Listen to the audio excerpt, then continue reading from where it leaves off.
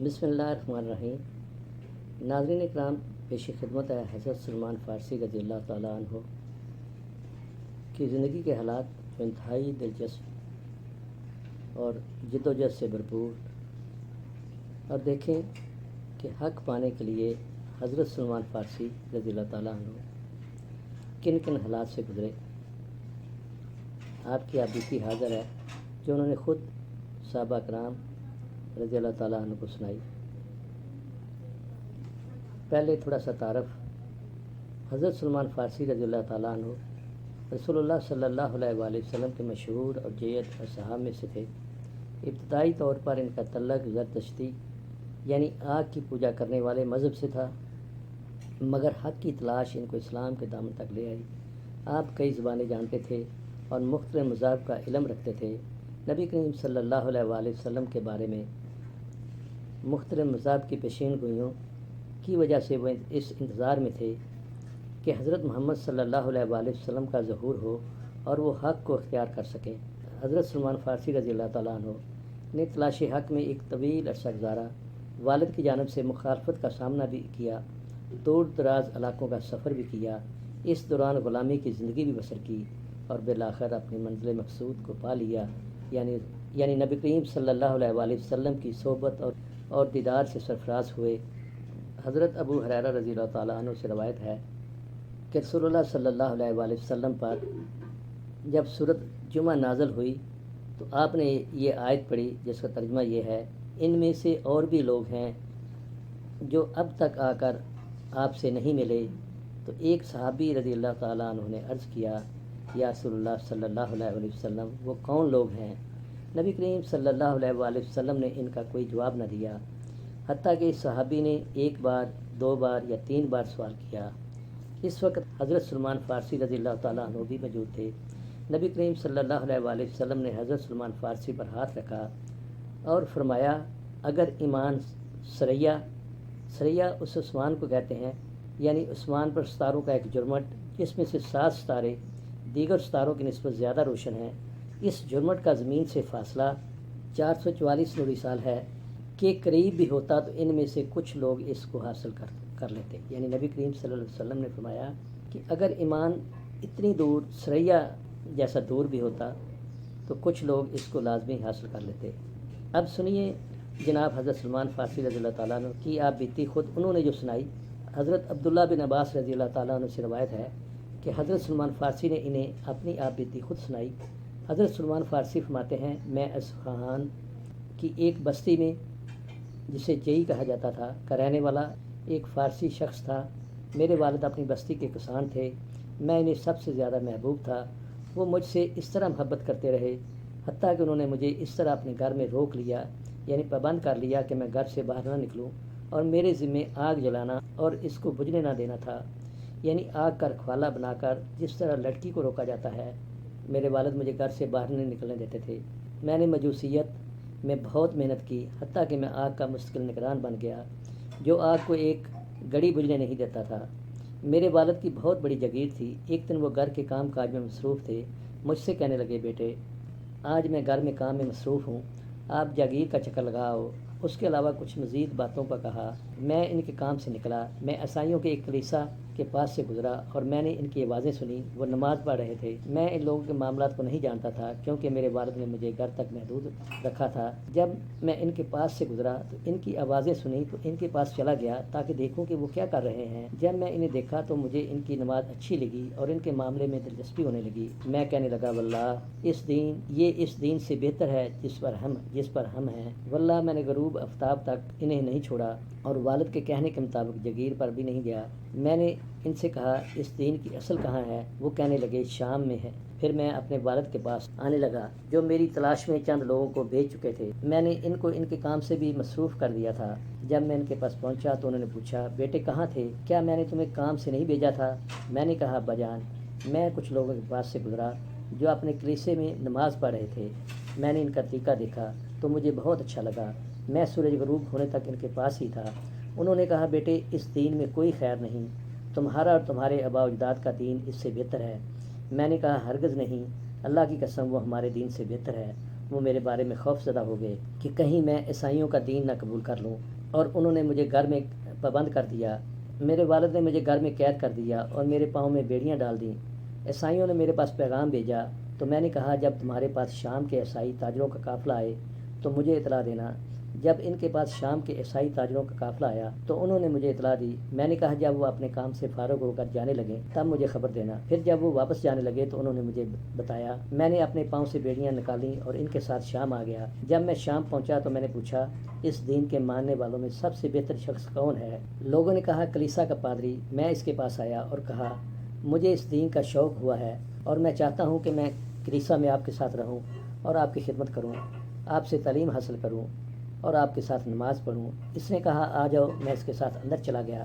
وہ ایک برا آدمی تھا، لوگوں کو صدقے کی ترغیب دیتا تھا۔ جب لوگ صدقے کی چیزیں جمع کر کے اس کے پاس لاتے تھے تو وہ اپنے پاس محفوظ کر لیتا اور مسکینوں کو اس میں سے کوئی چیز نہ دیتا، حتیٰ کہ اس نے سونے چاندی کے 7 مٹکے بھر لیے۔ اسے ایسا کرتے دیکھ کر مجھے اس پر سخت غصہ آیا۔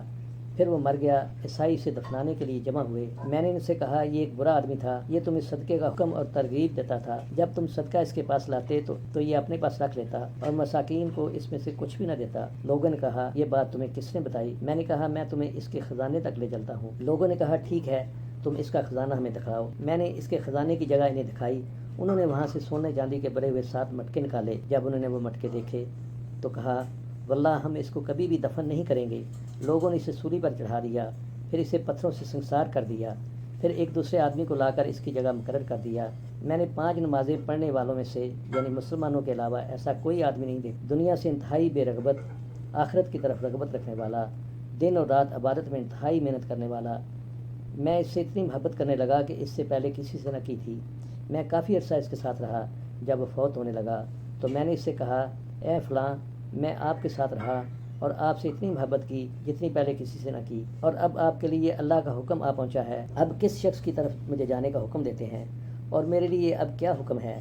اس نے کہا بیٹے واللہ آج کے دن میں کسی کو اس دین پر نہیں دیکھتا جس پر میں ہوں۔ لوگ ہلاک ہو گئے اور انہوں نے دین میں تبدیلیاں کر لیں اور ان اکثر چیزوں کو چھوڑ دیا جن پر اسلاف تھے، سوائے ایک شخص کے جو موصل میں ہے۔ اس کا خاص نام بتایا، وہ اسی دین پر ہے جس پر میں ہوں، اس سے جا کر ملو۔ جب وہ مر گیا اور اسے دفنا دیا گیا، میں موصل والے شخص کے پاس پہنچ گیا اور اس سے کہا اے فلاں، فلاں شخص نے مجھے اپنی موت کے وقت وصیت کی تھی کہ میں تم سے ملوں، اور اس نے مجھے بتایا تھا کہ تم اس کے دین پر ہو۔ اس نے مجھے کہا ٹھیک ہے، میرے پاس قیام کرو۔ میں اس کے پاس ٹھہرا رہا۔ میں نے اسے بھی اپنے ساتھی کی طرح دین پر عمل کرنے والا بہترین آدمی پایا۔ ابھی تھوڑا ہی وقت گزرا تھا کہ اس کی موت کا وقت آ گیا۔ جب اس کی وفات کا وقت آیا تو میں نے اس سے کہا اے فلاں، فلاں شخص نے مجھے آپ کی طرف بھیجا تھا اور اب آپ کے پاس اللہ کا حکم آ گیا ہے۔ آپ مجھے کس شخص کی طرف جانے کی وصیت کرتے ہو اور مجھے کیا حکم دیتے ہو؟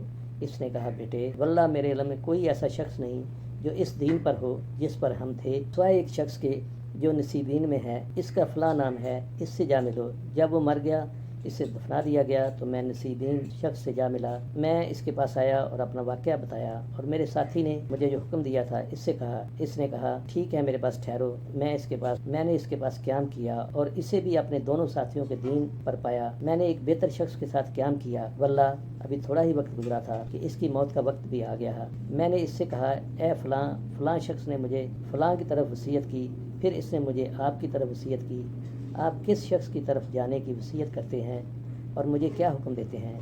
اس نے کہا بیٹے واللہ میرے علم میں نہیں کہ ہمارے دین پر کوئی شخص باقی ہے جس کے بارے میں تمہیں کہوں کہ تم اس کے پاس جاؤ، سوائے ایک آدمی کے جو اموریہ میں ہے، وہ شخص ہمارے دین پر ہے۔ اگر تمہیں پسند ہو تو اس کے پاس چلے جاؤ کیونکہ وہ ہمارے دین پر ہے۔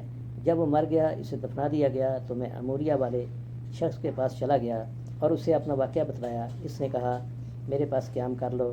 میں اس شخص کے پاس ٹھہرا رہا جو اپنے ساتھیوں کے دین اور طریقے پر تھا۔ میں نے کمائی بھی کی، حتیٰ کہ میری کچھ گائیں اور مال ہو گیا۔ پھر اس پر بھی اللہ کا حکم نازل ہو گیا۔ جب اس کی موت کا وقت آ گیا تو میں نے اس سے کہا اے فلاں، میں فلاں کے پاس تھا، اس نے مجھے فلاں کے پاس جانے کی وصیت کی، اس نے مجھے کسی اور کے پاس جانے کی وصیت کی، پھر اس نے مجھے آپ کی طرف جانے کی وصیت کی۔ آپ مجھے کس کی طرف جانے کی وصیت کرتے ہو اور مجھے کیا حکم دیتے ہو؟ اس نے کہا بیٹے اب ایسا وقت آ گیا ہے کہ میرے علم میں کوئی ایسا شخص نہیں جس کے بارے میں تمہیں کہوں کہ تم اس کے پاس جاؤ، لیکن اب آخری نبی صلی اللہ لیکن اب آخری نبی کے مبعوث ہونے کا وقت قریب ہے، جو دین ابراہیم کے ساتھ مبعوث ہوگا۔ عرب کی سرزمین میں اس کا ظہور ہوگا، 2 پہاڑوں کے درمیان والی جگہ کی طرف ہجرت کرے گا جس میں کھجوریں ہیں، اس میں ایسی علامات ہیں جو مخفی نہیں۔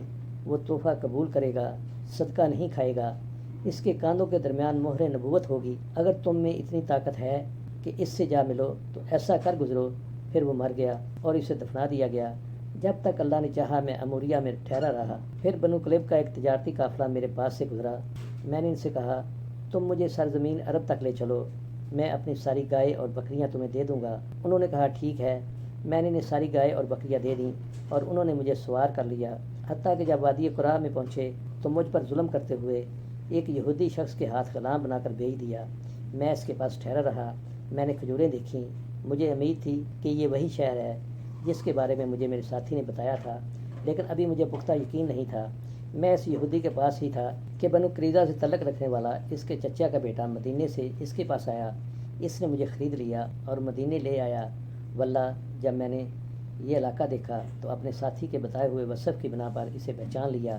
میں وہیں ٹھہرا رہا۔ اللہ نے اپنے رسول کو مکہ میں مبعوث کر دیا اور وہ مکہ میں قیام پذیر رہا جب تک اللہ نے چاہا۔ میں غلامی کی مصیبت میں ہونے کی وجہ سے اس کا تذکرہ نہیں سن سکا۔ پھر اس نے مدینے کی طرف ہجرت کی۔ واللہ میں ایک کھجور کی چوٹی پر چڑھا، کوئی کام کر رہا تھا، میرا مالک نیچے بیٹھا تھا۔ اچانک اس کے چچا کا بیٹا اس کے سامنے آ کھڑا ہو گیا اور کہنے لگا، اللہ بنی کیلا کو برباد کرے، وہ اس وقت قباء میں اس شخص کے پاس جمع ہو رہے ہیں جو آج مکہ سے آیا ہے۔ ان کا خیال ہے کہ وہ نبی ہے۔ جب میں نے یہ بات سنی تو مجھ پر کپی طاری ہو گئی، حتیٰ کہ ایسا محسوس ہونے لگا کہ میں اپنے مالک کے اوپر گر جاؤں گا۔ میں نیچے اترا اور اس کے چچا کے بیٹے سے پوچھنے لگا، تم کیا کہہ رہے تھے؟ میرا مالک غصے میں آ گیا اور ایک شدید قسم کا گونسا مجھے رسید کیا۔ پھر کہنے لگا، تمہیں اس سے کیا سروکار؟ تم اپنے کام سے کام رکھو، اپنے کام پر توجہ دو۔ میں نے کہا، کچھ نہیں، میں تو ویسے ہی بات پوچھ رہا تھا۔ میرے پاس کچھ سامان تھا جو میں نے جمع کیا ہوا تھا۔ شام ہوئی تو میں وہ سامان لے کر رسول اللہ صلی اللہ علیہ وآلہ وسلم کے پاس پہنچا۔ آپ قباء میں تھے۔ میں آپ کے پاس آیا تو کہا، مجھے خبر ملی ہے کہ آپ نیک آدمی ہیں، آپ کے ساتھ آپ کے غریب حاجت مند ساتھی ہیں۔ میرے پاس یہ کچھ سامان صدقے کے لیے ہے، تو میرے خیال میں آپ اس کے زیادہ حقدار ہیں۔ میں نے وہ سامان آپ کی طرف بڑھا دیا۔ رسول اللہ صلی اللہ علیہ وآلہ وسلم نے اپنے صاحب سے کہا، کھاؤ، اور اپنا ہاتھ روک لیا۔ آپ نے اس میں سے کچھ نہیں کھایا۔ میں اپنے دل میں کہا، یہ پہلی نشانی ہے۔ پھر میں واپس لوٹ آیا اور کچھ چیزیں جمع کیں۔ اس وقت رسول اللہ صلی اللہ علیہ وآلہ وسلم مدینے پہنچ چکے تھے۔ میں آپ کے پاس آیا اور کہا، میں نے آپ کو دیکھا کہ آپ صدقہ نہیں کھاتے، یہ آپ کے لیے تحفہ ہے۔ رسول اللہ صلی اللہ علیہ وآلہ وسلم نے اس میں سے کھا لیا۔ اپنے ساتھیوں کو حکم دیا کہ انہوں نے بھی اس میں سے کھا لیا۔ میں نے اپنے دل میں کہا، یہ دوسری نشانی ہے۔ پھر میں نے رسول اللہ صلی اللہ علیہ وآلہ وسلم کے پاس آیا۔ آپ بقیع غرقد میں تھے اور اپنے کسی صحابی کے جنازے میں شریک تھے۔ آپ کے اوپر 2 چادریں تھیں۔ آپ صحابہ میں بیٹھے تھے۔ میں نے آپ کو سلام کیا۔ پھر میں گھوما، آپ کی پشت کی طرف آ کر دیکھا، کیا میں وہ مہر دیکھ سکتا ہوں جو میرے ساتھی نے مجھے بتائی تھی؟ جب رسول اللہ صلی اللہ علیہ وآلہ وسلم نے مجھے اس طرف گھومتے دیکھا تو جان گئے کہ میں ایسی چیز کا ثبوت تلاش کر رہا ہوں جو مجھے بیان کی گئی ہے۔ آپ نے اپنی کمر سے چادر گرا دی۔ میں نے اس مہر کی طرف دیکھا تو پہچان لیا۔ میں اس سے چمٹ گیا اور اسے بوسہ دینے لگا اور ساتھ ساتھ رونے لگا۔ رسول اللہ صلی اللہ علیہ وآلہ مجھ سے کہا، پیچھے ہو جاؤ۔ میں اس سے ہٹ گیا اور آپ کو اپنی داستان سنائی، جس طرح اے ابن عباس میں نے آپ کو سنائی ہے۔ رسول اللہ صلی اللہ علیہ وآلہ وسلم کو یہ بات پسند آئی۔ میں اپنی داستان آپ کے صحابہ کو سناؤں۔ اس وقت تک میں غلام ہی تھا اور اس وجہ سے غزوہ بدر و احد میں بھی شریک نہ ہو سکا۔ پھر رسول اللہ صلی اللہ علیہ وآلہ وسلم مجھ سے فرمایا، سلمان، مکاتب کر لو۔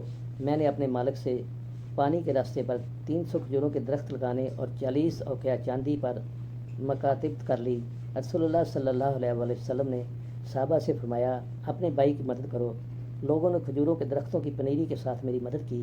کوئی آدمی 30 کھجوریں، کوئی آدمی 20، کوئی 15، کوئی 10 لے آیا، یعنی جس آدمی کی جتنی استطاعت تھی اس نے میری مدد کی، حتیٰ کہ میرے لیے 300 کھجوروں کی پنیری جمع ہو گئی۔ رسول اللہ صلی اللہ علیہ وآلہ وسلم نے مجھ سے فرمایا، سلمان جاؤ، ان کے لیے گڑھے کھودو۔ جب گڑھے کھود کر فارغ ہو جاؤ تو میرے پاس آ جانا، میں انہیں اپنے ہاتھ سے رکھوں گا۔ میں نے ان کے لیے گڑھے کھودے، میرے ساتھیوں نے میری مدد کی۔ جب میں ان سے فارغ ہو گیا تو آپ صلی اللہ علیہ وآلہ وسلم کے پاس آیا اور آپ کو بتایا تو آپ میرے ساتھ نکل پڑے۔ ہم کھجور کے پودے آپ کے قریب کرنے لگے اور رسول اللہ صلی اللہ علیہ وآلہ وسلم اپنے ہاتھ سے رکھنے لگے، اس ذات کی قسم جس کے ہاتھ میں سلمان کی جان ہے، ان میں سے کوئی ایک پودا بھی نہ مرجایا۔ میں نے وہ کھجوریں اسے دے دیں، باقی مال میرے ذمہ رہا۔ رسول اللہ صلی اللہ علیہ وآلہ وسلم کے پاس مرغی کے انڈے کے برابر سونے کی ڈلی کسی مارکے میں سے آئی تو آپ نے پوچھا، سلمان فارسی کا کیا حال ہے؟ مجھے بلایا گیا۔ آپ نے فرمایا، یہ پکڑو اور تم پر جو ہے اسے ادا کر دو۔ میں نے کہا، اے اللہ کے رسول، مجھ پر جو رقم ہے یہ اس کے برابر کہاں پہنچ سکتا ہے؟ آپ نے فرمایا، اسے لے لو، اللہ اس کے ذریعے تمہاری رقم ادا کر دے گا۔ میں نے وہ ڈلی لے لی اور اس ذات کی قسم جس کے ہاتھ میں سلمان کی جان ہے، اس ڈلی سے میں نے ان کو 40 اوقے وزن کر کے دیے۔ میں نے ان کا حق انہیں ادا کیا، مجھے آزاد کر دیا گیا۔ پھر میں رسول اللہ صلی اللہ علیہ وآلہ وسلم کے ساتھ غزوہ خندق میں حاضر ہوا۔ اس کے بعد پھر کسی مارکہ میں بھی پیچھے نہ رہا۔ چونکہ حضرت سلمان فارسی غریب الدیار تھے، حضور نبی کریم صلی اللہ علیہ وسلم نے آپ کی حضرت ابو دردہ رضی اللہ تعالیٰ عنہ کے مواخات قائم کر دی۔ حضور علیہ الصلوۃ والسلام کے وصال کے بعد آپ کچھ عرصہ مدینہ میں مقیم رہے۔ حضرت ابوبکر صدیق رضی اللہ تعالیٰ عنہ کے آخری دور میں آپ عراق ہجرت کر گئے، جبکہ حضرت ابو دردہ نے شام میں سکونت اختیار کی، جہاں اللہ پاک نے انہیں کثیر مال و اولاد سے نوازا۔ انہوں نے حضرت سلمان فارسی کو بھی اپنے پاس آنے کی دعوت دی اور خط لکھا، آپ سے بچھڑ کر اللہ تعالیٰ نے مجھے کثیر مال و دولت اور اہل و عیال سے سرفراز کیا ہے اور ارض مقدس کی سکونت کا شرف عطا ہوا ہے۔ اس خط کے جواب میں حضرت سلمان فارسی نے انہیں خط لکھا، یاد رکھو، مال و اولاد کی کثرت میں کوئی بلائی نہیں، بلائی اس میں ہے کہ تمہارا علم زیادہ ہو اور تمہارا علم تمہیں نفع پہنچائے۔ محض ارض مقدس میں قیام تمہیں کچھ فائدہ نہیں پہنچا سکتا جب تک تمہارا عمل اس قابل نہ ہو، اور عمل بھی اس طرح ہو کہ گویا اللہ تم کو دیکھ رہا ہے اور تم اپنے آپ کو مردہ سمجھو۔ عہد فروقی، حضرت سلمان فارسی رضی اللہ تعالیٰ عنہ حضرت عمر بن خطاب رضی اللہ تعالیٰ عنہ کے دور میں مدائن کے گورنر رہے، شادی بھی وہیں کی، ٹوکریاں بنا کر اپنے روزگار کا بندوبست کرتے۔ آپ کی وفات 35 ہجری میں اور آپ کا مزار سلمان پارک مدائن میں ہے۔ آپ نے طویل عمر پائی۔ بعض روایت کے مطابق آپ کی عمر 350 سال، بعض روایت کے مطابق 250 سال ہے، لیکن زیادہ اتفاق 250 سال پر ہے۔ حضرت سلمان فارسی کا مقام مرتبہ بہت بلند ہے۔ آپ کا شمار اصحاب صفا میں ہوتا ہے۔ آپ کا فارسی نام مابا تھا۔ حضور علیہ الصلوۃ والسلام آپ کا نام سلمان رکھا اور سلمان الخیر کا لقب بھی عطا فرمایا۔ آپ نے حضور صلی اللہ علیہ وسلم سے کثیر علم حاصل کیا اور آپ سے بہت سی روایت مروی ہیں۔ حضرت عائشہ صدیقہ رضی اللہ تعالیٰ عنہا سے مروی ہے کہ حضرت سلمان فارسی رات میں بالکل اکیلے میں نبی کریم صلی اللہ علیہ وسلم کی صحبت سے مستفید ہوا کرتے تھے۔ حضرت علی رضی اللہ تعالیٰ عنہ فرمایا کرتے کہ سلمان فارسی نے علم اول بھی سیکھا اور علم آخر بھی، اور وہ اہل بیت میں سے ہیں۔ معاملہ کچھ اس طرح ہے کہ مہاجرین کا کہنا تھا کہ سلمان فارسی ان میں سے ہیں، جبکہ انصار نے کہا کہ سلمان فارسی ان میں سے ہیں۔ تو حضور نبی کریم صلی اللہ علیہ وآلہ وسلم تک یہ بات پہنچی تو آپ صلی اللہ علیہ وآلہ وسلم نے ارشاد فرمایا، سلمان ہم اہل بیت میں سے ہیں۔ سلسلہ نقشبندیہ میں حضرت ابوبکر صدیق رضی اللہ تعالیٰ عنہ کے بعد حضرت سلمان فارسی رضی اللہ تعالیٰ عنہ کا نام ہی آتا ہے۔ حضرت انس رضی اللہ تعالیٰ عنہ سے روایت ہے کہ رسول اللہ صلی اللہ علیہ وآلہ وسلم نے ارشاد فرمایا، دین حق میں سبقت لے جانے والے اور دوسروں سے آگے بڑھ جانے والے 4 لوگ ہیں۔ میں عرب والوں سے سبقت لے جانے والا ہوں، صحیبت روم والوں سے، سلمان فارس والوں سے اور بلال حبشہ والوں سے۔ سیدنا بریدہ اسلمی رضی اللہ تعالیٰ عنہ سے مروی ہے کہ رسول اللہ صلی اللہ علیہ وسلم نے فرمایا، بے شک اللہ تعالیٰ میرے 4 صحابہ سے محبت رکھتا ہے اور اللہ تعالیٰ نے مجھے بتلایا ہے کہ وہ ان سے محبت رکھتا ہے اور مجھے حکم دیا ہے کہ میں بھی ان سے محبت رکھوں۔ صحابہ کرام نے دریافت کیا، اے اللہ کے رسول، وہ کون کون ہیں؟ آپ صلی اللہ علیہ وآلہ وسلم نے فرمایا، علی، ابو ذر غفاری، سلمان فارسی اور مقداد بن اسود۔ حاصل تحریر یہ ہے، راہ فقر و حق ہے اور یہ انہی کو نصیب ہوتی ہے جو اللہ کی تلاش میں نکلتے ہیں۔ محض وظائف کر لینے یا علوم سیکھنے سے اللہ کی معرفت حاصل نہیں ہوتی اور نہ ہی کرب و وصال نصیب ہوتا ہے۔ حضرت سلمان فارسی رضی اللہ تعالیٰ عنہ کی مثال ہمارے سامنے ہے، جنہوں نے کسی بھی مقام پر تلاش حق کے سفر کو ترک نہیں کیا اور نہ ہی ان کی جستجو کم ہوئی، بلکہ وہ مزید شوق اور ولولے سے آگے بڑھتے رہے۔ مشکل حالات کا سامنا کرنا پڑا، ایک بااثر اور ذمہ دار گھرانے سے تعلق ہونے کے باوجود غلامی کی زندگی بھی بسر کی، اذیتیں سہیں، مصائب کا سامنا کیا اور طویل سفر بھی اختیار کیا، اصفہان سے شام، شام سے موصل، نصیبین، اموریہ، ام قرا اور پھر یثرب۔ یہ سفر کوئی معمولی سفر نہیں، کیونکہ اس وقت آج کے جدید دور کی طرح تیز رفتار سواریاں دستیاب نہیں تھیں کہ اللہ کی معرفت حاصل کرنے کے لیے مرشد کامل اکمل کو تلاش کریں، جس طرح حضرت سلمان فارسی رضی اللہ تعالیٰ عنہ نے اپنے مرشد یعنی حضور نبی کریم صلی اللہ علیہ وآلہ وسلم کو تلاش کیا۔ اللہ تعالیٰ سے دعا ہے کہ راہ حق کے متلاشیوں کو ان کی منزل تک پہنچائے۔ آمین ثم آمین۔